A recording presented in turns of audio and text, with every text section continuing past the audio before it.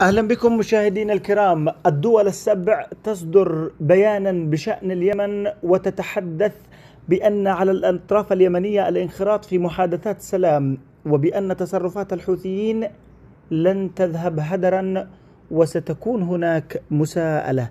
سأقرأ لكم تفاصيل هذا البيان، يعتبر هو أكبر بيان يصدر من دول كبيرة، ومن هي الدول السبع؟ ومن هي الدول العظمى في العالم، حيث دعا وزراء قمة السبع جميع الأطراف اليمنية إلى الانخراط في محادثات بناءة تحت قيادة الأمم المتحدة لتحويل الهدنة الحالية إلى وقف دائم لإطلاق النار والتوصل في نهاية المطاف إلى سلام دائم.